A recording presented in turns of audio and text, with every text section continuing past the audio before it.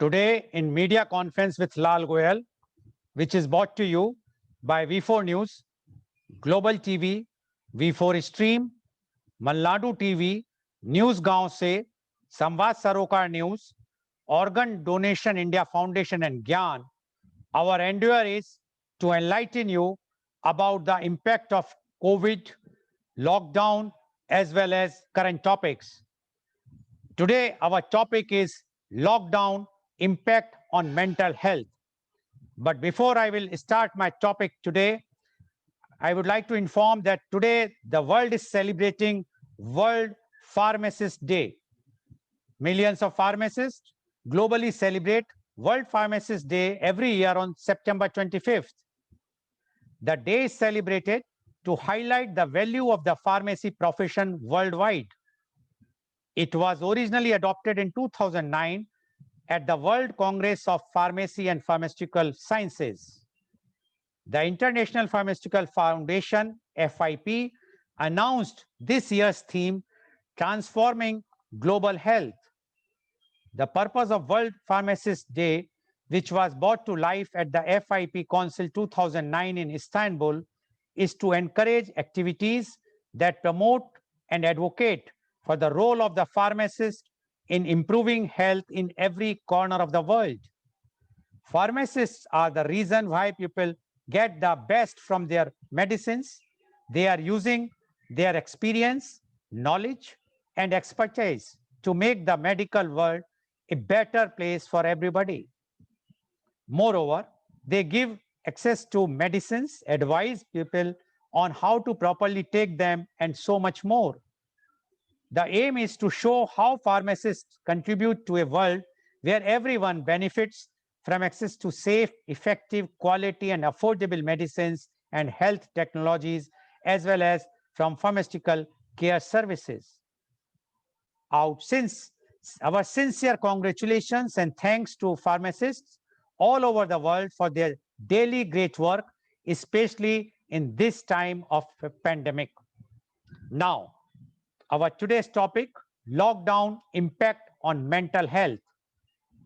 Mental health is not a destination, but a process. It is about how you drive, not where you are going. Mental health is the level of psychological well-being or an absence of mental illness. It is the state of someone who is functioning at a satisfactory level of emotional and behavioral adjustment. From the perspectives of positive psychology or of holism, mental health may include an individual's ability to enjoy life and to create a balance between life activities and efforts to achieve psychological resilience. According to World Health Organization WHO, mental health includes subjective well-being, perceived self-efficiency, autonomy, competence, intergenerational dependence, and self-actualization of one's intellectual and emotional potential, among others. The WHO further states that the well-being of an individual is encompassed in the realization of their abilities, coping with normal stresses of life, productive work, and contribution to their community. Cultural differences, subjective assessments, and competing professional theories all affect how one defines mental health. According to UK Surgeon Journal in 1999, mental health is the successful performance of the mental function resulting in productive activities, fulfilling relationships with other people, and providing the ability to adapt to change and cope with adversity. Globally, in early history, mental illness was viewed as a religious matter. In ancient Greek, Roman, Egyptian, and Indian writings, mental illness was viewed as a personal issue and religious castigation. In the 5th century BC, Hippocrates was the first pioneer to address mental illness through medication or adjustments in a patient's environment. In the mid-19th century, William Switzer was the first to coin the term mental hygiene, which can be seen as the precursor precursor to contemporary approaches to work on promoting positive mental health. Isaac Ray, the fourth president of the American Psychiatrist Association and one of the founders, further defined mental hygiene as the art of preserving the mind against all incidents and influences calculated to deteriorate its qualities, impair its energies, or derange its movements. The lockdown ensured that hundreds of millions of people were effectively confined to home. While this may have been effective in helping to curb the spread of the severe acute coronavirus in India, it has not perhaps been conducive to emotional and mental health of some groups. A review published recently in Lancet, which studied literature on the psychological impact of quarantine, the separation and curtailed movement of people potentially exposed to a contagious disease. During previous epidemic, such as SARS, found proof of a range of psychological conditions from post-traumatic stress symptoms to confusion, anger, depression, stress, insomnia, and emotional exhaustion. So today, we are going to discuss the lockdown impact on mental health, and we have a very, very educated, experienced elite panel with us. I would like to invite my first guest. He is Dr. Rajiv Anand. Dr. Anand is the senior psychiatrist and marriage counselor. Dr. Rajiv Anand passed his MBBS in 1976 and did MD in psychiatry in 1980 from King's George Medical College, Lucknow. He opted to serve his country when it was very common to settle abroad for brighter future. He has been serving society with his base in Mumbai. He has clients all over India as well as in many other countries. He was honored with Lifetime Achievement Award by AMA. He has conducted more than 3,000 workshops for different groups and companies with audience size of 10 to 800. His television program on various channels have been widely appreciated for his forthright and practical approach. He is leading in the field of mental and emotional well-being for 40 years. He was president of IMA twice.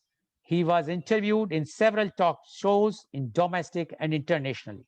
Welcome, Dr. Rajiv Anand on our show. Dr. Rajiv Anand, everybody knows today that because of the coronavirus or the COVID-19, the lockdown has been imposed. In India, it was imposed effectively from 24th March. And although now we are opening the lockdown and we are in the phase 4, but still many activities are not on, whether it's school, colleges, whether the local trains, whether many of the offices, picture halls, sports activities, many things are not on. Now, we would like to know from you the lockdown impact on mental health. Dr. Rajiv Anand, please. Please unmute. Thank you, Mr. Lal. And good morning, my fellow co-panelists. And I'm delighted that I have brilliant people, Anu Chaturvedi, Dr. Rashi Agrawal, and Rashi Lashkari, the counselor. Mr. Lal has given a brilliant definition from WHO about the mental health and what it encompasses and what exactly it means. And I would also like to give a practical version of it, how this is implemented in our life. Before that, let me extend greetings of the day to all the pharmacists all over the world, because this is a special day for them. Now, back to the topic of the mental health. I have my own take on this, because the word mental in our society, be it India, be it abroad, the word mental has been unfortunately associated with slightly derogatory look at it, because the mental word has been used for mental asylum or the mental patient or the mental hospitals. So large section of people in the society do think the word mental means something gross derangement, gross abnormality, and which most people do not want to believe that they have a mental problem. While the reality is, beginning for me, any one of us who have a mind, any one of us who is living in the society, any one of us who has emotions is likely to have emotional turbulence. The word mental may sound little derogatory to many people based on their sensitization. So, emotional ups and downs, emotional upheavals, this is part of life. Now, going back to the lockdown, 6 months back, when all of us found ourselves in totally unwelcome and totally uninformed phase of lockdown, none of us had any experience about it. Most of us thought this would be a very short period, this would pass off in a week or 2 weeks or 3 weeks. We didn't have an idea about what we have to go through.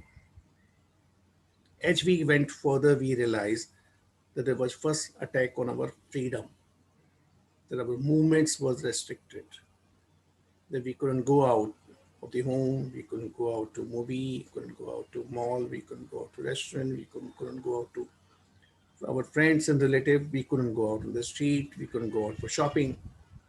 And that was the first time globally the human beings realized that their freedom was curtailed. They were in their home as if they were in their jail, and which was not a very comfortable experience for most. And people were not prepared for this. So naturally, is bound to lead to resentment. Hindi में कहते हैं corona, English में कहते हैं sulking भी कह सकते हैं. I'm sure my viewers in Bihar and Uttar Pradesh who are good in Hindi, as well as viewers in Karnataka and Kerala, and also people all over the world, wherever they are listening through the courtesy of the global TV, would understand my language, Hindi, English, both. So most people begin reacting to this curtailment of the freedom. That was a difficult phase. Second part, people realized that suddenly the income flow was under threat. Under threat.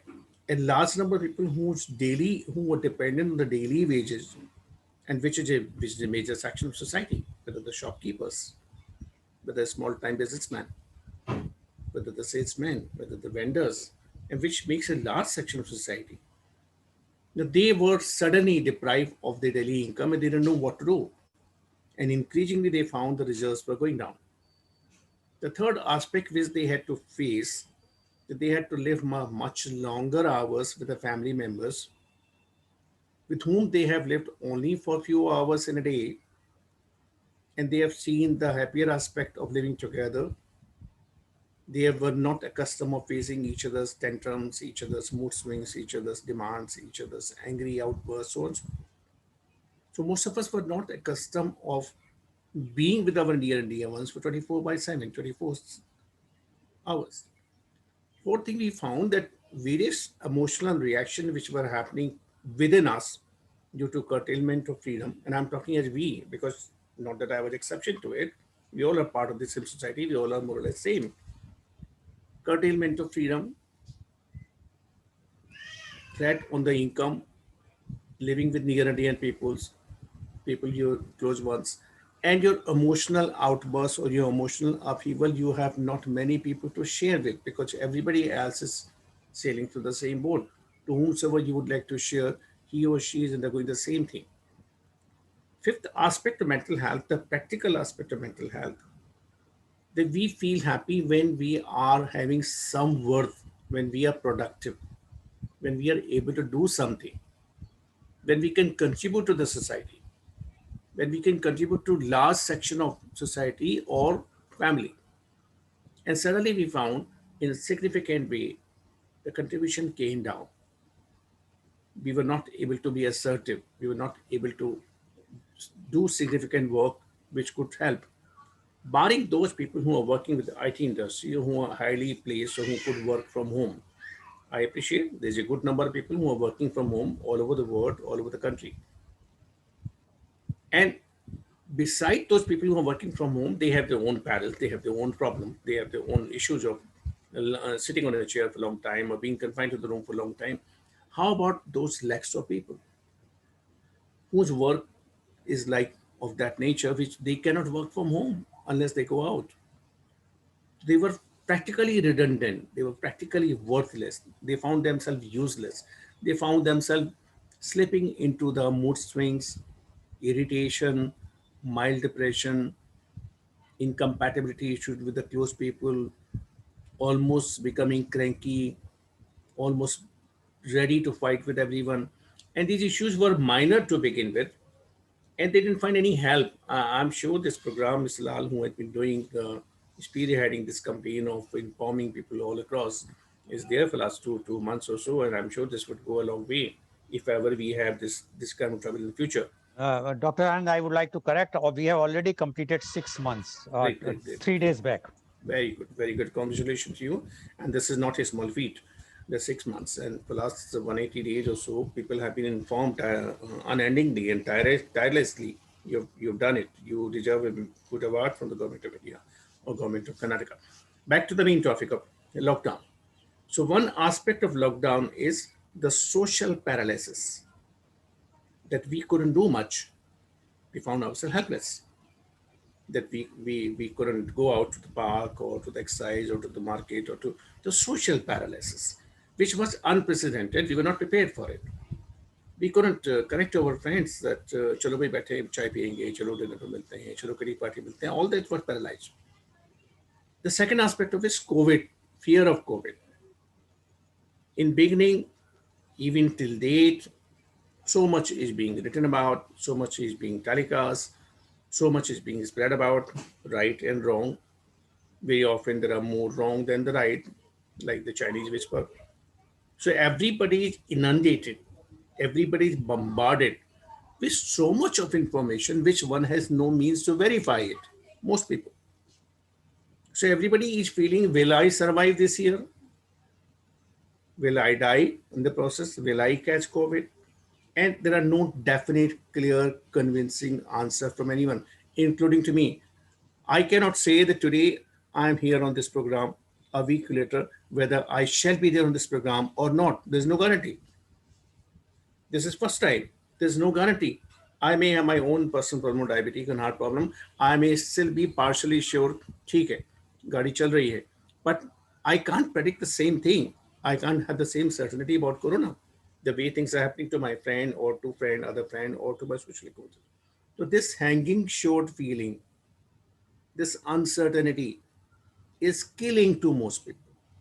And they're not ready for it. And it's not killing to one person alone. We are not isolated person living in a house alone. We all live together with the family. They have equal fear of they falling sick, and they have equal fear of we falling sick. And one wheel out of the four-wheel car getting deflated, getting punctured, the whole car stopped. If any one of us have any problem with the COVID, then whole family suffers one by one, whether socially or whether indirectly or directly. So we all have survived a great time. Most of us survived a great time, but we all should thank powers wherever they are. That all these were kind of inoculation, all these were kind of sensitization, all these ways was to help us become strong. I usually think what is positive in it. I usually think what is the good lesson out of it. Any calamity, any bad circumstances, I try to extract what is there for me to learn and grow. And I'm sure that there's a lot to learn and grow. My colleagues, Dr. Rashi, who is a psychiatrist and very bright, brilliant psychiatrist, and Anupma, who is an excellent teacher in Don Bosco School, and Rashi Lashkari, who is a senior counselor, they have their own take on it, and I'm eager to listen to them. So, Mr. Lal, thank you for having this, giving us all this opportunity to share our views. In the second round, I may share more of my views. Over to you. Thank you, Dr. Anand. And thanks for the congratulations which you extended to me. We are not having any, we do not want any award from the government, but yes, we want love and blessings from the public at large. If we can give a positive media, if we give them some positivity, I think that will serve our purpose. Now, coming to the topic, Dr. Anand mentioned very clearly that once the lockdown started, sudden lockdown on 24th of March, it was like that we have been confined to jail because our liberty has been curtailed. We can't go anywhere out. And that was a very unprecedented situation, not only India, all over the world, wherever the lockdown was imposed. But he says there were lots of things happened because nobody was allowed to go out. They have to spend the time with their near their 24/7. Earlier, they were spending time 5-6 hours or so, but now 24/7, it was not a good experience, or even an experience which is a unknown experience, which they have not never experienced earlier. So it was one of the factor where the lots of anxiety, lots of tensions, lots of on the mental problem have come. And Dr. Anand has explained very clearly in the beginning that mental health doesn't mean that mental asylum, mental hospitals, or those types of things which we used to hear from the childhood. It is not. It is once any part of the body is functioning, bound to have some problems. Once you have emotions, you have a brain, definitely you will be thinking something, and it can go up and down. The mood swing will always be there. So one has to understand that it is not a taboo thing. One should treat it as a normal it's not a thing which we should not consider that it is bad, or we should consider it's bad. No, we should not.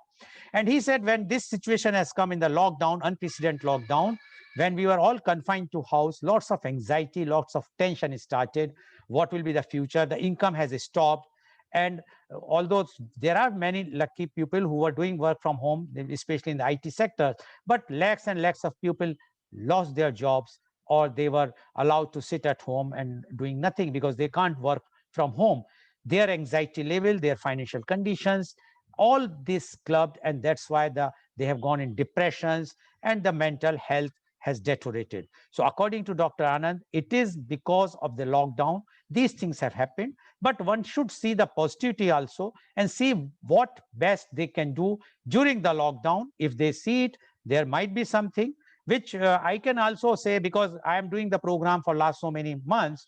I found that when we have done the program for housewives, impact on housewife, Dr. Anand was also there, one of the guests on that program.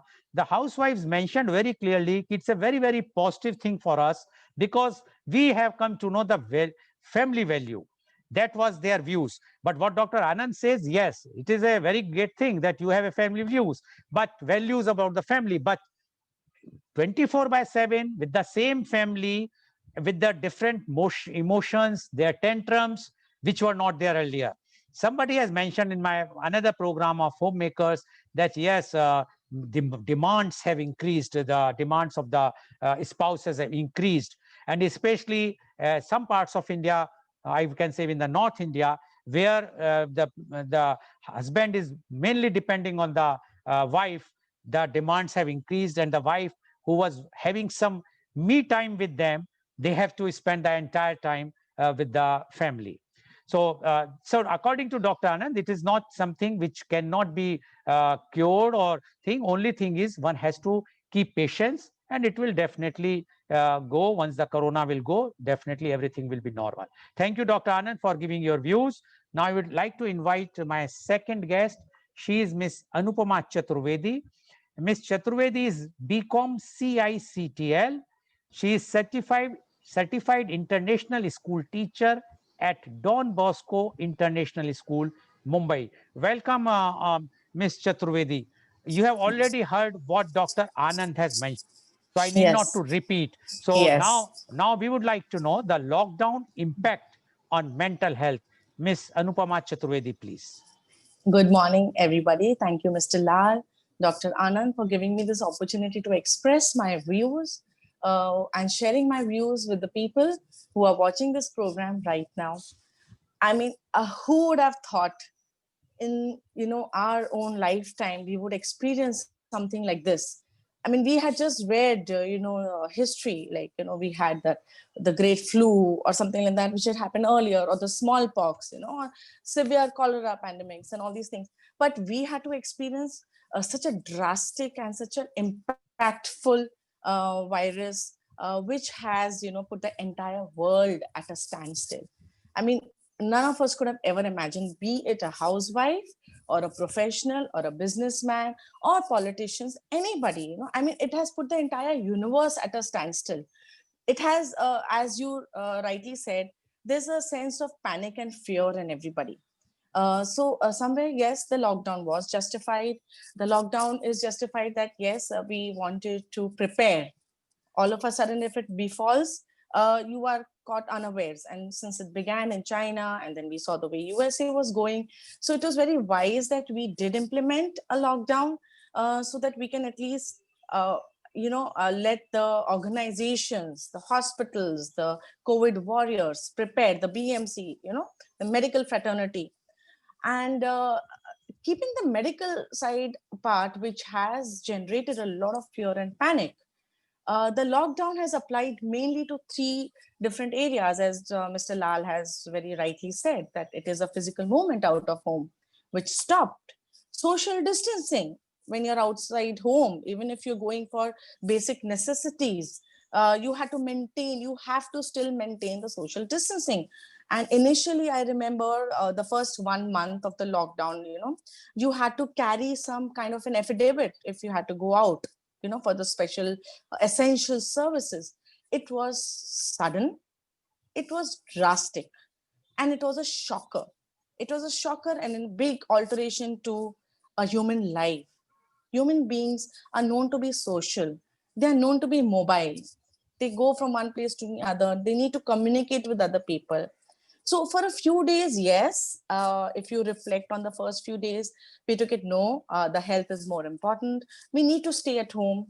A few days of distancing, a few days of being locked down at home, doesn't matter.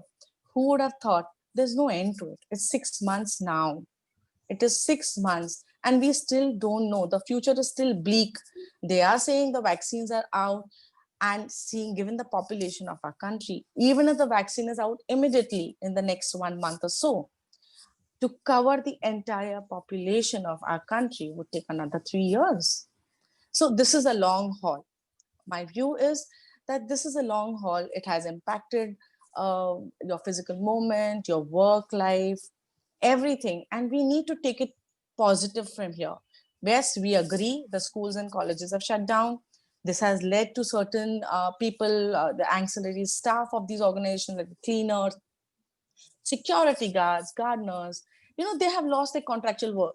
As you said, the daily wage earners. That's why it caused the reverse migration, because the daily workers who were doing work on the road, they had no place to stay.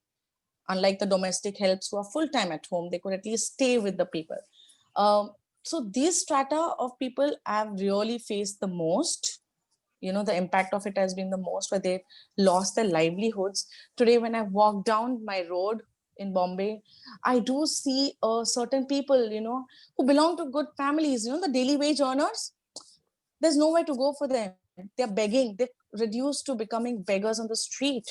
And thankfully, we still have some humility left in a lot of human beings, and we believe in human values, that we are trying to help these people out in whatever small way we can. So this, it definitely had an impact on the working community, where they've lost their livelihood. Even small business people, their work has stopped, their rental income has stopped. So of course it is going to have an impact on the mental well-being of a human being.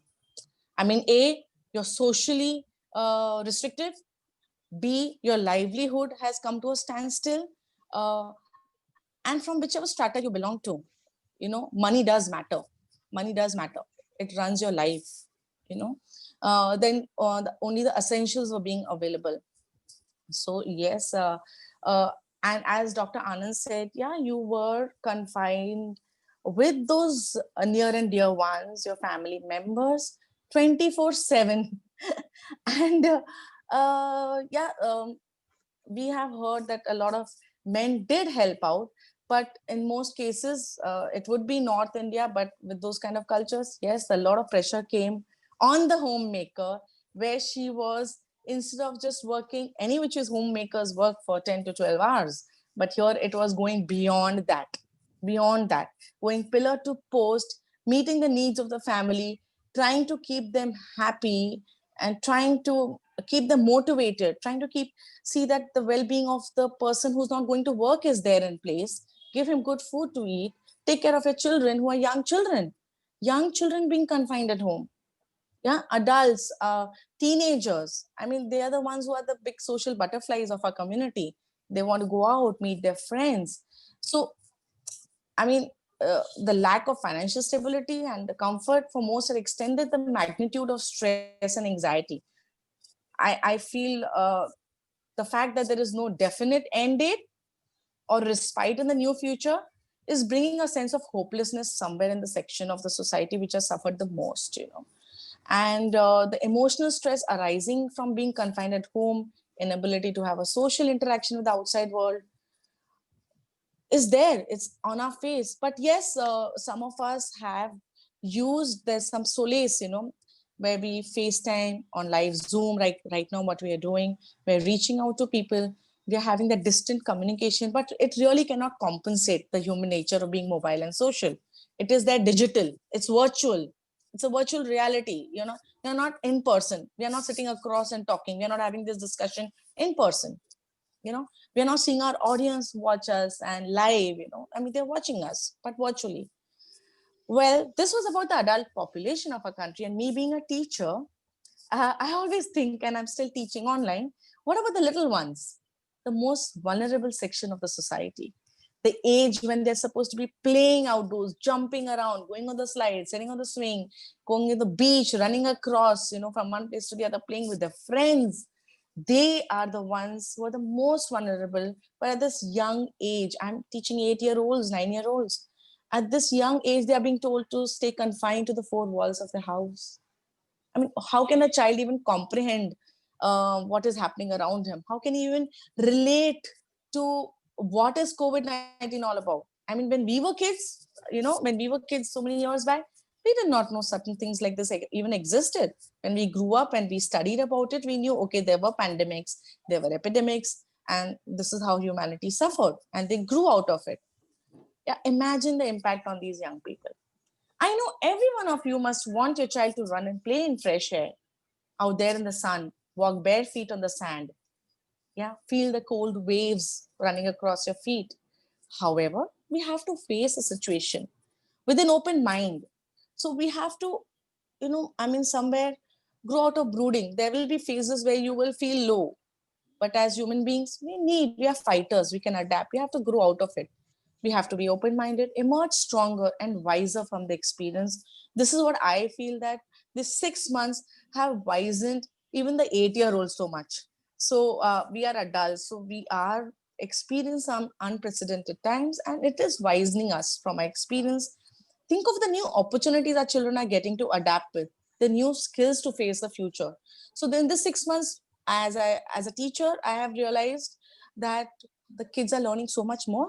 They're honing the skills, the digital skills. They are going to be prepared to be digital citizens of tomorrow. We are seeing it now on our face. It's right across on our face that digital way is the way to go forward. Yeah. So in fact, so many of us, ourselves, have transformed into being a part of the digital world. Who would have thought a few months back that each and every member of the family will be video conferencing? I mean, we have like every room is occupied by one laptop and Zoom or Google Meets, and there are meetings and video conferencing. Everything is happening from home. Otherwise, we are saving paper. We are not getting stuck in traffic. We no longer, I mean, the entire monsoon of Mumbai has passed by, and we've not got stuck in traffic once because we've not ventured out of the house. Yeah. In fact, the extended time spent with the family, if you go to see, free of the stress of normal working and school days, may well have strengthened the family bond somewhere, I feel, and restored balance to life. We may have realized the values, as some homemaker, Dr. Anand, pointed out, or you pointed out, said that they did realize, yeah, we realized the value of family, the husbands who were spending 11 hours out of the house. They realize how a house and a family works, the organization of a family, how it works. They themselves witnessed it, and I'm sure they must have empathized with the people running the house now. So this has led to an actual improvement in the quality of life during the lockdown. We are not inhaling a lot of pollution when we're out on the road. People who travel by local trains are not being pushed and shoved around. We have realized work can be done from anywhere. Whoever's working from home, work can be done from anywhere. Okay, we humans have always adapted and evolved, moved on our life, coming out of every kind of situation with a face up, dusting ourselves off, and take whatever the future has in store for us. We have always overcome the challenges which are thrown in our path, and hopefully we will capitalize this time also. We will get stronger mentally and physically. The rest, I think we can discuss in the next section of the program. I think we should look at it that how we can grow out of this and not think like what we've lost out. Let's look at the future with an open mind. That's my message. Thank you so much. Let's see the future with an open mind, says Ms. Anupama Chaturvedi. Thank you, Ms. Chaturvedi, for giving your views. And she has mentioned very clearly that initially, once the lockdown started, it was a very horrible time because we were not knowing what to do and what is going to happen. Nobody has any experience. Initial time, everybody was thinking that it is for a few days, so there was no issues. But when it is started prolonging, then the problem started, and especially for those persons who are daily wages earner, for them it was a very, very bad phase. And she mentioned, because she's a teacher, she's teaching to small children. She says their liberty has been curtailed. They are not going out. The child of 8 or 9 years old, they all have to sit at home. It's very difficult to explain to them what is COVID and why they are not supposed to go out, while that age is such that when they have to go out. Even for the teenagers who are supposed to go and flying birds, they have to be at home, and the entire family. But she says, in spite of all these problems, there were opportunities. The youngsters have started learning the digital meets digital education, online education, and this is a new thing which they have never even thought of it earlier, and that's why now they are preparing for the digital future as digital citizen of the country. So these are the opportunities. And she says now the husband especially has understood what are the values, family values, how the family works. She insisted it means the husbands were not knowing about how the family works earlier, and now everyone has started giving cooperation. Although, Ms. Chaturvedi, I would like to inform that one of the husband has filed a case in the court that 24/7 to see the face of a wife is also not, it's a cruelty. So he filed a case in the court. I don't know whether it's a mental cruelty or the emotional cruelty, but but this is also happening. But anyway, but what she says is we have to keep our mental position strong, and we will come out of this also in future because there are lots of opportunities. Thank you very much, Ms. Chaturvedi, for giving your views on this subject. Now, I would like to go to my next guest, and she is Ms. Rashi Laskari.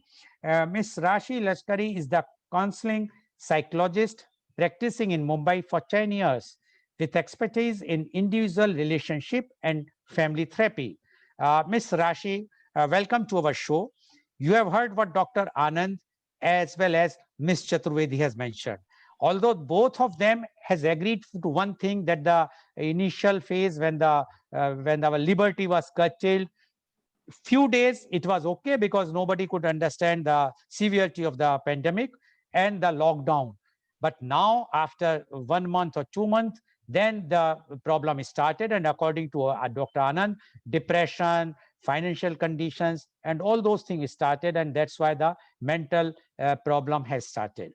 But what Ms. Chaturvedi says, initially, yes, they were happy because they are spending time with home. But afterwards, gradually, the children, the youngsters, even the elders, they were facing problems because they can't go out, they cannot even move out, they cannot see the monsoon season or whatnot. And in spite of all this, according to Ms. Chaturvedi, now the time has come when the children have started learning how to use laptops, and it's a digital world now. Everything is on virtual thing, and she says now the condition is that every room of the house is having one laptop and everybody is busy in the meetings. So there was a phase when there was an upswing, then downswing, then again upswing, according to Ms. Chaturvedi, as far as the mental condition is concerned. Now we would like to know the lockdown impact on mental health. Ms. Rashi Lashkari, please. Firstly, thank you, Mr. Goel, for having me over for this insightful discussion and connecting with all the other esteemed speakers with their wonderful experiences. It's great to join a session like this and learn from each other's experiences. According to me, in India more so, there even before the pandemic, there has been a sort of waging war against mental illnesses largely because of the disproportionate ratio between mental health professionals and the need of the population. And this is a known fact. There are statistics out there to know, for to be very evident that as against the need of the hours, against the number of people who go through depression or even suicide rates and the number of professionals that are available, there's a huge disparity in that. Now, lockdown, of course, like clearly mentioned by Mrs. Chaturvedi also, that it has been it has impacted us in those three ways that she was mentioning, whether it is social distancing, whether it is, not being able to go out and enjoy the things that we would enjoy outside the house. But the one thing that it really did is that it got a sudden shift or a drastic alteration in our daily routines. Now, when I was talking earlier about mental health, like Dr. Anand was mentioning about emotional health being the more relevant word, that stigma also somewhere I feel like has gotten addressed over the last 6 months, because earlier people would look at mental health as only when you have a problem. But in these 6 months, while they were at home and while the focus shifted to taking care of your physical health and the importance attached to it, just to prevent yourself from COVID and prevent yourself from the fear of the virus outside, and staying indoors and facing the challenges that that brought along with it, like all the other speakers have spoken.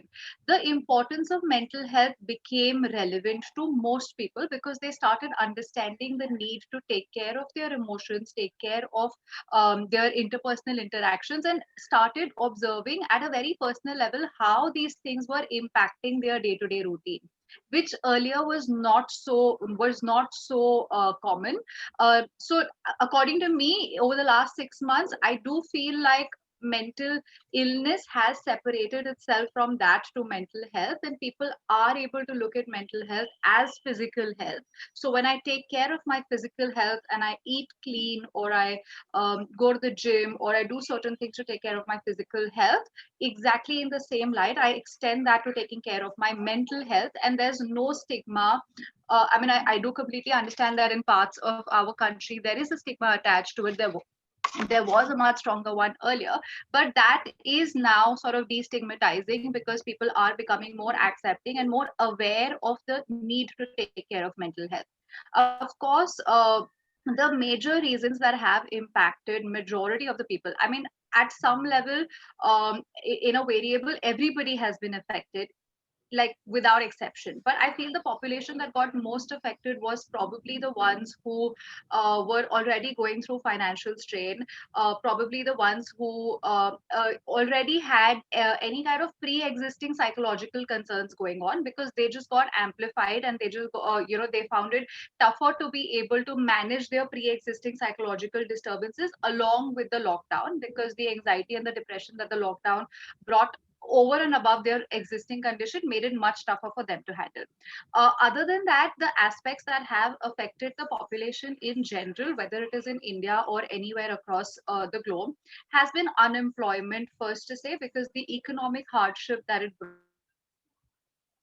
I mean, even without the pandemic, there have been ample studies that indicate the strong correlation between mental health and economic hardship. And I say this because financial hardship usually it's like a vicious circle. So when somebody is going through mental health concerns, it does impact their financial stability because of their emotions and their mental health situation. And when there is financial hardship, it also affects. So it's a vicious cycle that happens. And it's to that extent that financial hardship is usually seen as a stressor that for many people causes signs and symptoms that are close to a post-traumatic stress disorder experience and things like that. So mental health consequences of economic hardship or job loss and have only been amplified in these times. Of course, other than that, like we have discussed, earlier, the uncertainty of the future, uncertainty of the future from I don't know when I will see my relatives next. For some people who are in the vulnerable age group, I don't know if I will see them. For some people who have had job loss or have had exceeding hours at work and things like that. I don't know, uncertainty of, I don't know when life will go back to normal and when I will be able to work from an office space and things like that.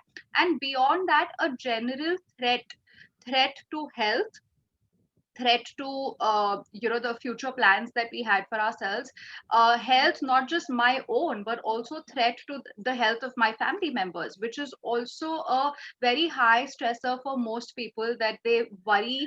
I mean, the fear of death or the fear of loss of a loved one is very high, not just, and that surpasses very often my fear of death for myself, because I fear losing someone more than my own health situation. So these are some factors. Of course, you can't touch upon this topic without saying that as humans, we're all social animals, and we're hardwired into having human connection or one-to-one interaction with people. And the isolation that came along with the lockdown, the loneliness that it caused to a lot of people. So you were staying with family, but you were still feeling lonely because you weren't able to do the things that you would like to do. Modern day sense of freedom, like Dr. Anand was mentioning earlier, and I'm just going to pick on that point, because what is a modern day sense of freedom? Earlier, as freedom was seen, freedom was understood in a very different light. Today, freedom is that I have the freedom to go out, I have the freedom to spend money or spend my time or do things the way I like to, I have the freedom to move around, and it was exactly that freedom that was taken away.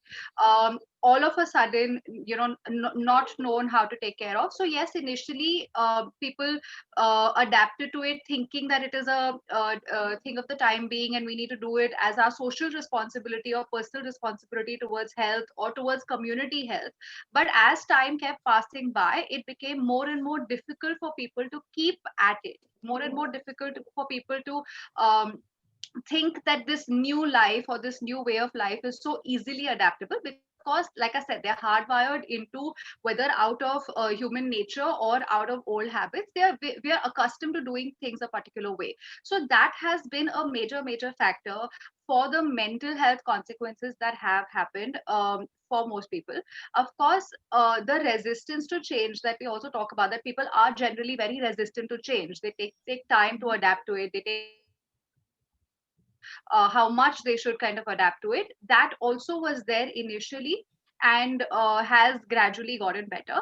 But overall, I do feel like when we talk of mental well-being, instead, like when we talk of mental health and not mental illness, it is important, like previous speakers have also highlighted, the need to focus on the good, the need to focus on the things that we are able to do in the time, in the time that we have, to build a mental well-being, an environment for mental well-being for everybody, whether it is your smaller unit of your own house, to introduce the concept of resilience, to be grateful for the things that we have, and certain practices that can help relieve the stress, whether it is for you or it is for your family members.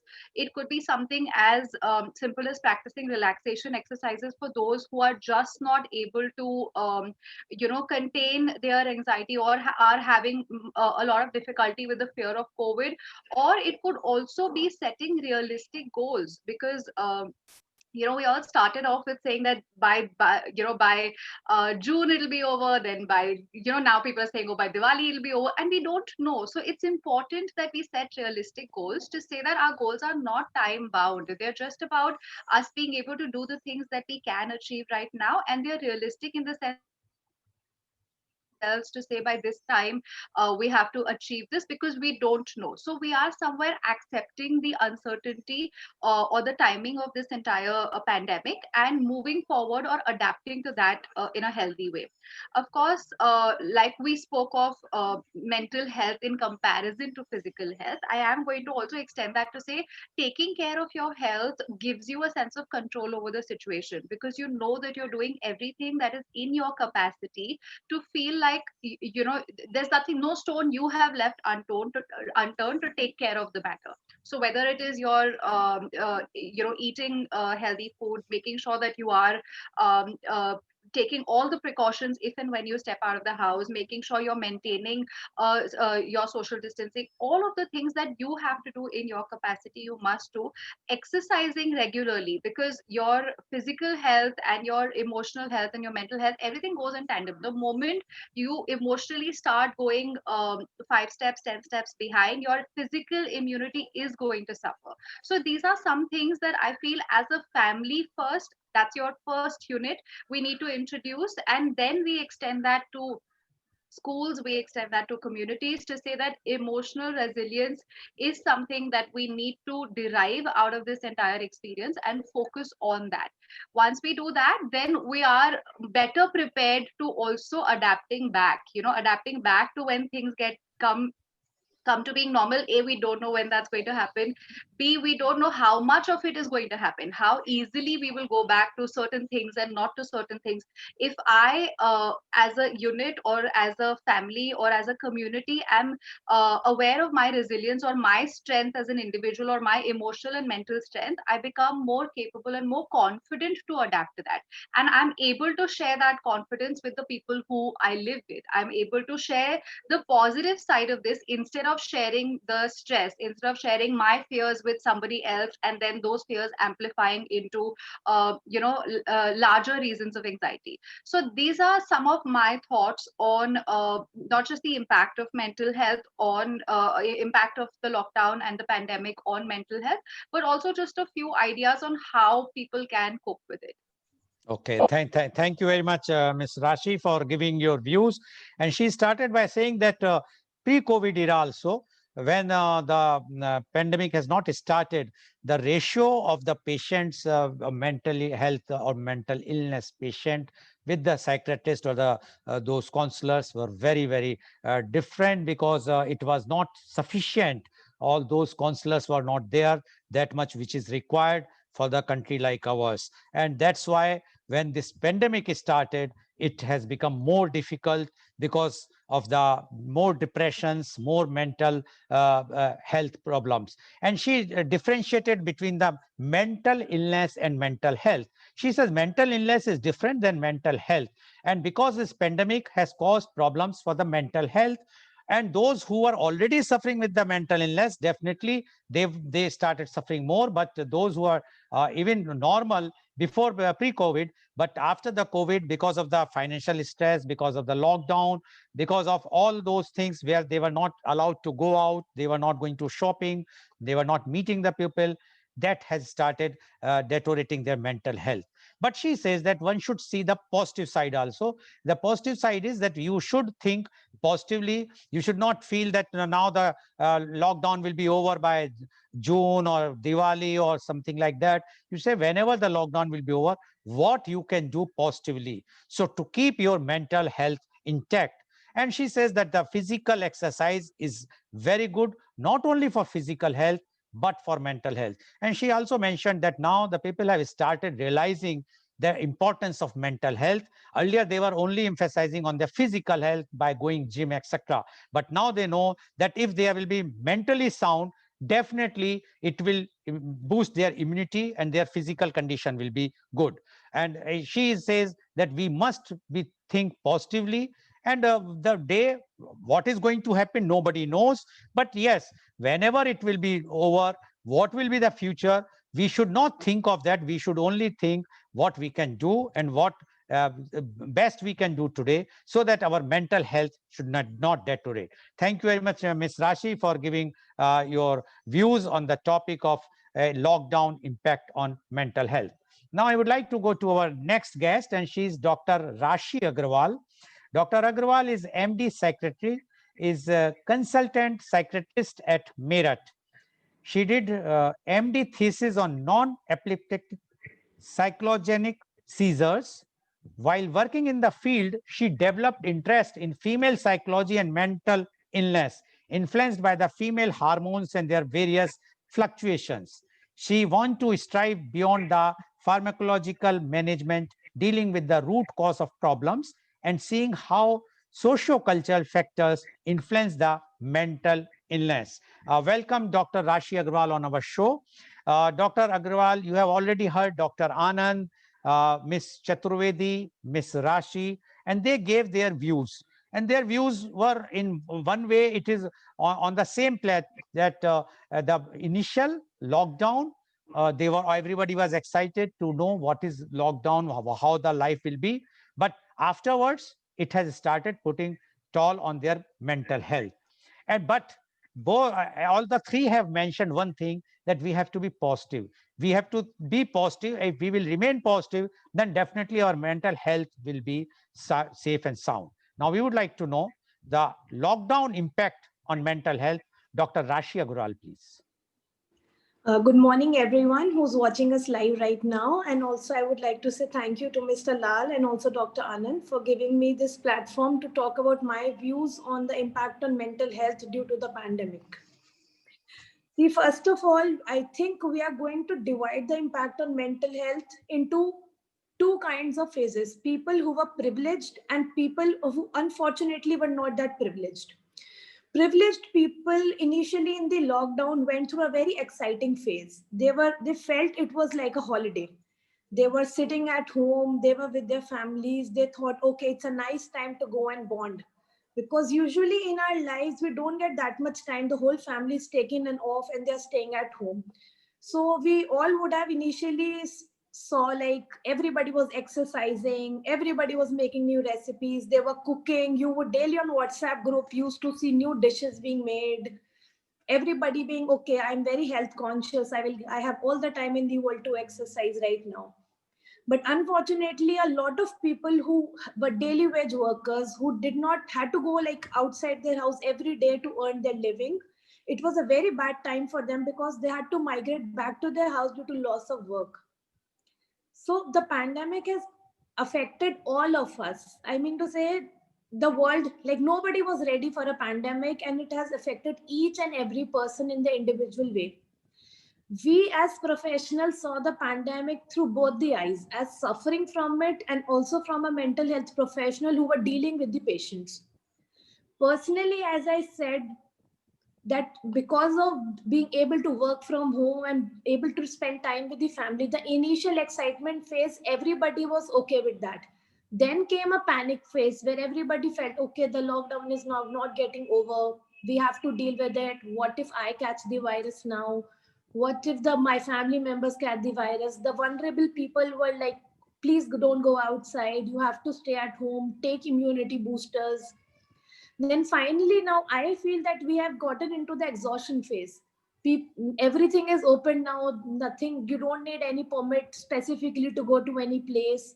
Most of it is open now. So everybody like, now we have to deal with it. We have to earn a living also, go outside the house also now, because you have to earn bread for your family. Because of this, now the thing that we are calling it the new normal, that has begun. Okay, go outside, earn your living, but wash your hands and wear your mask properly. Now, when we see this from the view of the patients who are frequently visiting us, there is no doubt that there has been a significant increase in anxiety and depression during this period. Anxiety is one of the most common psychiatric illness, and it also affects all the age groups, starting from the little toddlers and kindergarten kids at your house to the elderly also. The children of all the ages were suffering from various kinds of problems. Little kindergartens, toddlers, they don't understand why they can't go to the play school and meet their friends. You have to convince them. Plus, early preschool children's, I know the teachers, they faced a lot of problem initially in how to educate the kids via the online platform, because they were only used to using this mobile and laptop for gaming, watching YouTube videos. They were not that used to using this platform for any educational media. So it was difficult to convince the preschoolers and the primary school children to sit in front of a laptop, listen to your teacher, do your homework. Then high school children, significant stressful time in their life as it is, because they are going towards higher studies now. And they felt a change in their life. Now they are not able to go to tuitions, meet their friends. They have to sit at home with their parents. And again, teenage clash with the parents begin at that time. Yes, as I said, initially it was a very big blessing, everybody staying together. but none of the family was prepared to stay together 24/7. The father used to go to the work. Mothers usually in many households go to work and kids were going to school. They used to meet usually at dinner time at night. But then now when 24 hours they were together, many families initially enjoyed it. But at one point they did not know what to do, because that kind of family bondings are not here. You are most of them sitting in their rooms watching the mobile phones and videos, and when we have asked families to stay together and spend some time, they don't know what to talk about. Because of the boundaries that had been created, they don't know how to open up with their family and what to talk. Similarly, with the professionals, those who were fortunate enough to be doing their work via online platform, they still had one kind of outlet. Okay, I'm doing my work at this time. This much time will be spent. Rest of the time they're spending with the family. But people who were not working, unfortunately, who lost their jobs, they were at significantly higher level of stress. And somehow stress of one person in the family was passed on to another, and it kept circulating. Because one person who's not earning has lost their wages, they will shift it on to their wife, they will shift it on to their children, and it will then eventually come back. So obviously it is a very high stress situation in many households, and it has increased, I would say, a lot of very bad parts of the society. We would have come across, I think, a lot of domestic abuse also during this time, because increased stress level, and we have not been taught since childhood also how to handle that kind of stress. So it is a very unfortunate thing that we have to come across such kind of things of domestic abuse, and even helpline numbers have been started during this time which were not there previously. Even during this time, seeing the significant increase in depression and obviously suicide that we are seeing all over media these days, the National Committee for Women and Empowerment also launched a national suicide helpline number on 4th of September, which previously only NGOs were running. It is in the trial phase currently and would be operational from the next month, because people who are staying alone, especially in metropolitan cities, young professionals who had gone out, rented places, and were living there for work purposes, they were completely alone. They did not even have their families to spend time with. They felt this lonely, alone, depressed. Plus, in the initial phase, when especially the liquor shops were closed, we all know what havoc it caused. Addiction is very bad, but stopping of alcohol, suddenly we saw a rush in the hospitals. There was COVID rush, there was an anxiety rush, then there came this addiction rush, because many people are dependent on alcohol, usually in the evening times. They were so dependent that even the thought of the liquor shops closing caused them a significant withdrawal and anxiety at that time. So when the liquor shop opened, we all saw in the media how people just bulked up and stored whatever they could find in the market. This kind of complaints that we saw, this is usually illness anxiety disorder that we say, the fear of contacting any illness.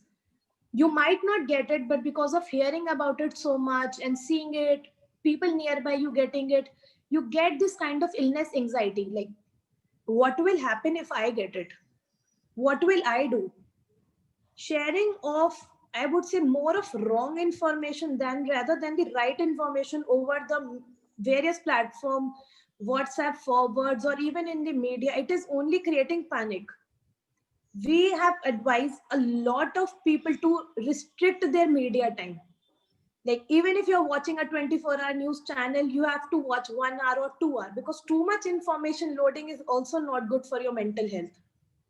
As sir correctly mentioned in the beginning, mental health is not a goal that you achieve. It is a process that you go through. There will always be ups and downs as per the stress levels in life that keep coming and going. But there will be not a destination. Okay, I've achieved 100% mental health now. You can't do that. What do we have to do is develop coping strength, that whenever life gives us such kind of challenges, and this challenge, nobody was ready for a global pandemic to be shut down inside our houses. To develop those skills that in life, whenever you get these kind of stressors, we know how to fight with them. We to develop better communication with our family members. so that they are there in our times of need, and not to keep many things from the family, to dissolve those boundaries a little, that even the family is accepting when the child or a teenager is coming to them with their problems. So no doubt lot of problems have occurred, but some good things this pandemic, because our brain is functioned in such a way that it adapts.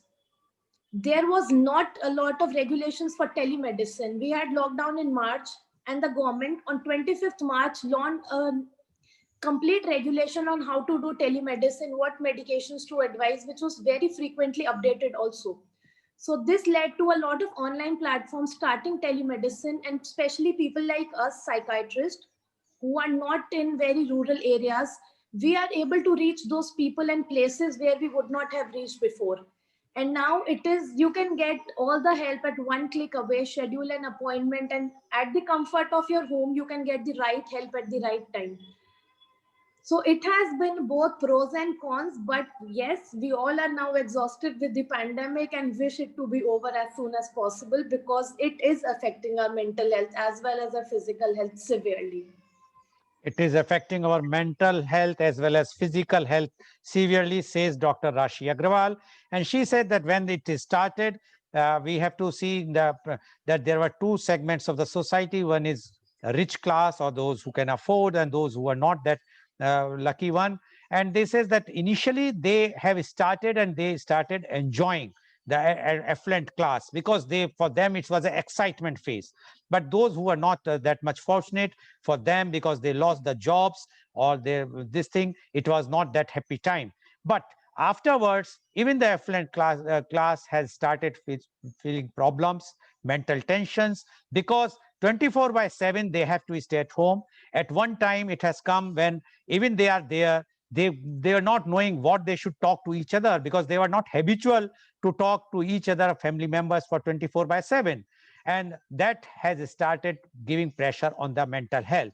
But gradually, now they have to no other option. They are doing their work, and they have to do. And she has mentioned that now new opportunities have also come, like the telemedicine. Earlier, they have to do the physical consultation, but now it's all on teleconsultations, which they were not knowing, or many of them were not aware about it. But afterwards, once that lockdown started, the government has announced how it has to be done, the do's and don'ts. And now they says that our reach is to those rural areas or those small areas where they were not even getting the patients, or they were not reaching those places. Now they can reach anytime, anywhere. And that is a advantage of this particular pandemic. But she says whatsoever is happening, it is too much now. It is affecting the mental health very badly. So it is better that we must come out from this pandemic, although it is affecting even the teenagers, everyone, according to her. But the time has now so much prolonged that we must come out from this pandemic. Thank you, Dr. Agrawal, for giving your views on this topic. Now I would like to ask Dr. Anand. Dr. Anand, lockdown is one thing which everybody has discussed, but the problem which one family or one person is facing, the fear of COVID-19, because today the condition in the country is that everybody is having fear that if my spouse, my husband or my wife, she is going out for the duty, whether she will come back without any infection, and what will happen to the elders who are at home, whether she will give that infection to the elders, what will happen to the children. So that fear factor, the fear phobia is there about the COVID-19. And if anything happens with the infection, and if somebody's near and dear is in the hospital, then again the same problem is started. So we would like to know, is this effect on mental health due to the fear of COVID-19? Dr. Anand, please.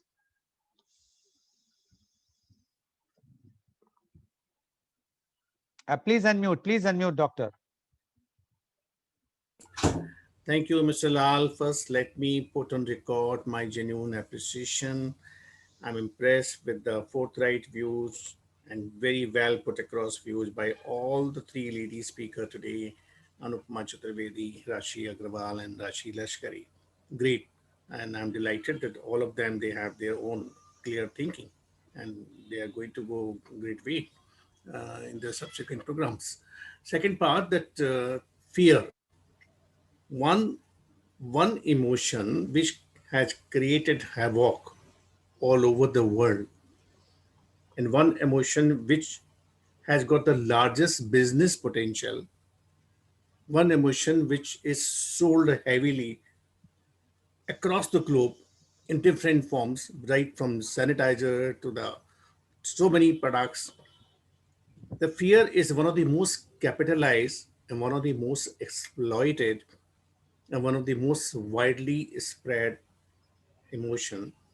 And rarely someone can claim that I can remain immune to it. I can remain uninfluenced by it. So we have a clear choice, either to suffer because of fear or do whatever best we can. Either we allow fear to become so unmanageable, like a mountain, and we surrender before it, and we show helplessness and feel depressed, as is the current atmosphere. हम क्या करें? कल को हमें कुछ हो गया तो हमारे बच्चों का, हमारी फैमिली का क्या होगा? So either we allow this or we take charge and say, what can I do? What can I do? And whatever I can do, let me do that. Let me remain busy with what can I do. Agreed, the certain part of realistic picture is likely to cause fear. Agreed. Fear is not totally misplaced. But let me put over and above that that the power of human will, the power of human action is much greater than that fear. That's why only few people are dying, remaining are surviving. Only few may die further, remaining would survive depending on how much power they have to act in time, to prevent things from happening, or to let the virus come close to them. So this is my request to all. Leaving aside fear, work more on action, what you can do. Not let the fear override you. Thank you. Okay. Thank you, Dr. Anand. And he says that not the fear should not override you. But Dr. Anand, my question to you is again, subsequent to this, that fear is fine, but what about the caution? If it's because we have seen in the society today, a carelessness phobia has come. People are thinking nothing is going to happen. It is just a marketing gimmick. It's just created by the media. We can go out, we should have parties, we must and that type of thing which we have seen in USA, that the students, especially the students or youngsters, are throwing parties. Even in India, if you see in many places, no, I am not talking of the Mumbai and other places, but small cities, even in North India, even in the South India, people are not wearing masks, they are going out. They says nothing will happen to us, we are very strong. Do you think, is it correct? Certainly, it's not correct because we have to be socially responsible to the people who are next to us in the house, next to us in the building, or in the colony, or in the society, or in the state, city, or state or country. Because each of our act, if it is irresponsible, is much more dangerous than that potential virus. Let us, we are not agent of the virus. We are rather victorious. We are rather controller of the virus. Let's not appoint ourselves कि मैं virus का agent हूँ, मैं आपको भी आपको भी आपको भी आपको भी पहुंचाऊंगा बिना मास्क पहने हुए. I mean, how illogical and how rubbish this would practice would be if I go out without mask, if I go in the train, if I do all the kind of activity. So I'm sure all responsible people would look within and would review their approach toward this matter. So one should be cautious, not with Certainly. fear. Thank you. Thank you, Doctor. Yes. Ms. Chaturvedi, uh, I would like to ask you, can parents reduce the adverse effect of lockdown on children's mental health? Because ultimately the children are at home and the parents are also at home. Do you think the parents can play an important role for reducing the adverse effect of lockdown on children's mental health? Ms. Chaturvedi, please. Yes, most definitely, because the parents are the more matured lot. and the children are the vulnerable, and they look up, they mimic what the parents do, and the parents should lead by example. So yes, it's an overburden on the shoulder of the parents, because some of them might have lost their jobs, or maybe some of them are working extra time, because working from home is taking a toll on their mental health itself, being in front of the screen. But nevertheless, we must be responsible for our own children, right? We have given birth to them, and they are the most sensitive, the most emotionally weak, and it is our responsibility. So we must take this opportunity while we are at home with them, to spend good quality time with them. Gone are the days like, okay, we would just come and bring one toy, or maybe some PS4, some game or whatever, and just make them happy, or take them for dinners and restaurants. No, now it's a test of time where you can engage yourself productively with your own child.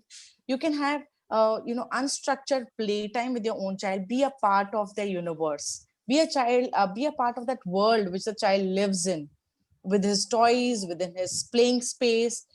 You can, and who says you cannot run around at home? Give the child the liberty to run around at home, maybe on the terrace. And now, eventually, the lockdown has opened up, but maybe taking precaution, being responsible, the child can play around a little bit, maybe in the building compound. Now, the child will realize he can have safe distance. So I guess, yes, the parents must take responsibility, be a part of the universe the child belongs to. That will give a lot of confidence in the child, and there's a new kind of bond and a new kind of relationship which will emerge. That comradeship will emerge between the parent and the child. The child will know, okay, it's okay, my parent is next to me, I can reach out, he's playing with me, he's spending time, he's reading a storybook with me, we're watching a movie together, we're having dinners and lunches, and unstructured communication is happening.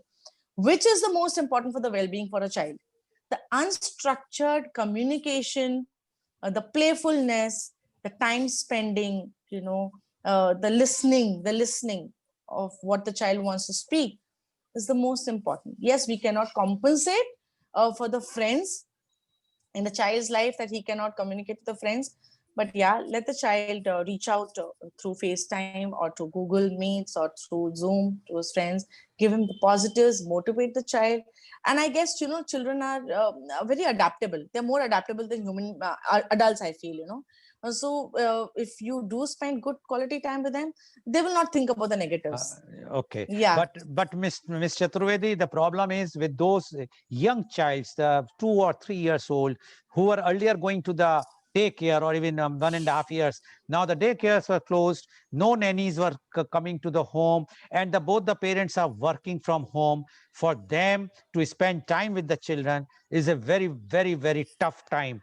At that is I a very, agree. very tough situation. Anyways, It, that is a separate time. We will discuss yeah, about that. yeah. But that is a very, very tough time. Now I would like to go to Miss Rashi Laskari. Miss Rashi, has lockdown induced financial upsets has lot to do with disturbance in mental health? Because what we have seen, because of the lockdown, many have lost their jobs, and many, even the rich class, or those who are doing with very high level jobs, their salaries have been cut drastically. And those who have lost jobs, do you think that has impacted, or they created the disturbance in their mental health? Yes, Mr. Lal, of course, we discussed this in the earlier part of our discussion also, how, the direct correlation between mental health and financial disruption or financial hardships. And it is a fact that whether it is pilots or it is, big organizations and very upscale employees of corporates, etc., their salaries have been slashed down, and there is an added job insecurity fear, which is always hanging on their head, that if I don't comply by this new setup, I may lose my job, which would be worse than the salary slashes. So yes, there is immense pressure that has come on to them, and especially families that are single income families, those that have already been, like we spoke earlier about, daily wage earners. So I feel like at some level, irrespective of the class or irrespective of the strata of society that you belong to, the COVID situation or the lockdown has had an economic repercussion that has caused a lot of inconvenience and stress related issues for the most part to most people. This is a time for people to acknowledge and understand that we have been able to fairly successfully in the last 6 months adapt to a simpler lifestyle, not going out, skipping our summer holidays, saving a few lakhs of rupees, or not taking that annual vacation that most people would, otherwise take with their children, eating home cooked food, not enjoying not being dependent on the pleasures of a mall or of a dinner out and things like that. So while we have been able to adapt to the simpler lifestyles, I think that that is what is also going to help us sustain ourselves in this time of economic and financial hardship also. So it brings us down to understanding what is our core necessity, what is our priority, what are things that we absolutely need to spend to, and what are those that we can reserve our funds from at this point. So of course the impact on mental health has been tremendous, there's no denying that, but this is also, like we spoke earlier, a time of coming out of this, looking at this as a opportunity to come out victorious, opportunity to shine as a unit, as a family, with resilience, with newfound ways of coping with this challenge, then whether it is emotionally or let it be also financially. So redefining our needs, redefining our expenses, sitting as a family to decide what is important and what is not, it is going to help us um, deal with this or cope with that financial hardship and the economic repercussions also effectively. Okay, thank you, Ms. Rashi. Yes, somebody told earlier in the one of the conference that if we will see our balance sheet in this last 6 months, we will be in positive side because all the extra expenditures on movies, Yeah.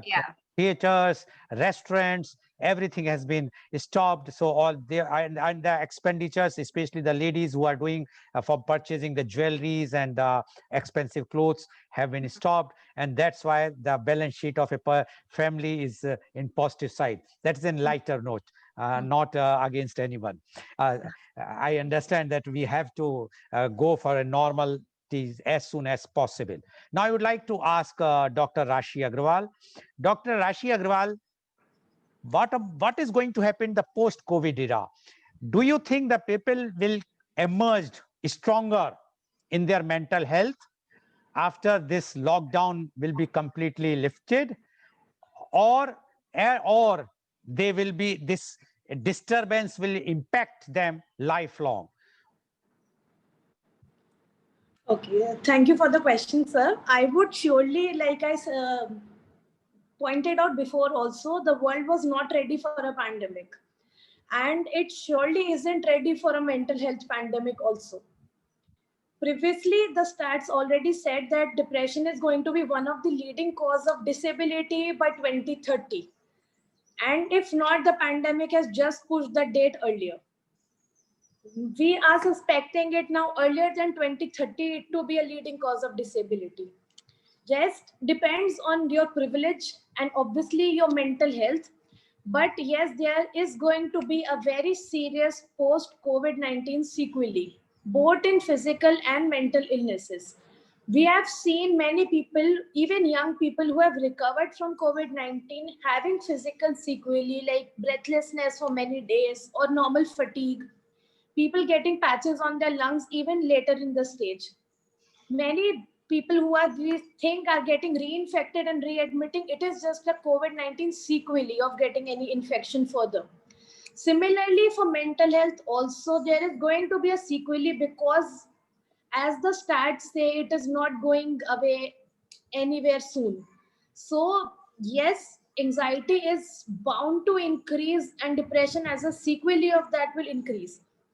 The students and working professionals who have lost their work, and because of this online classes, the off and on studies that is going on, the effect will not be seen now. We will see the very delayed effect when these children who lost on the significant time of reading and learning a new skill.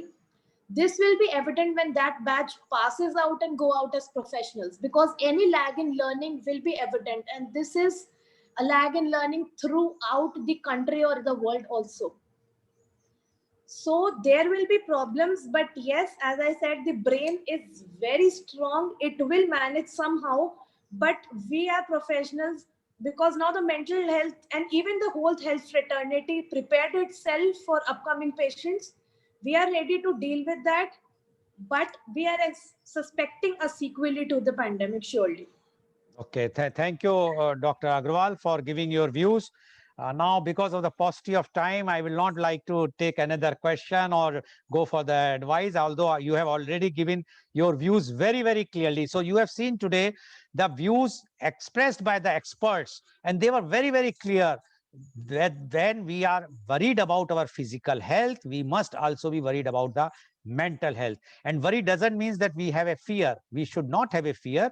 We must face it properly, and if we will keep we keep ourselves mentally strong, then definitely we will remain physically strong. And for that, one has to think positively, find out the opportunities, and do, because we have to think that this pandemic is not going to end soon. We must not be in a just in a dreams that it is going to soon end soon, and we must be in the reality. And once we realize the reality, we must plan our routine accordingly, so that our mental health should not have any effect drastically or otherwise also. So thank you very much, all the panelists. And today's program, which has been live telecasted by V4 News, Global TV, V4 Streams, Malnadu TV, News Gaon Se, Samvad Saroka News, as well as it was shown live on Facebook and YouTube. And our endeavor is to bring to you every day something new.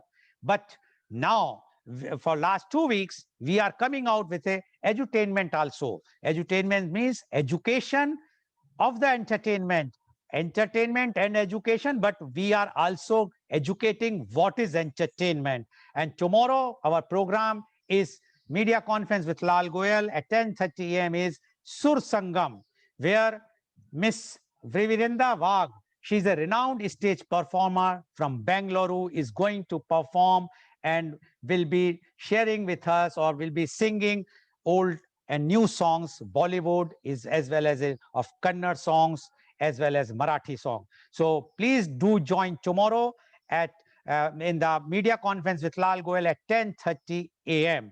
Thank you very much, Dr. Rajiv Anand. Thank you, Ms. Anupama Chaturvedi. Thank you, Ms. Rashi Laskari, as well as thank you, Dr. Rashi Agrawal, and you all the viewers for watching this program. Thank you very much.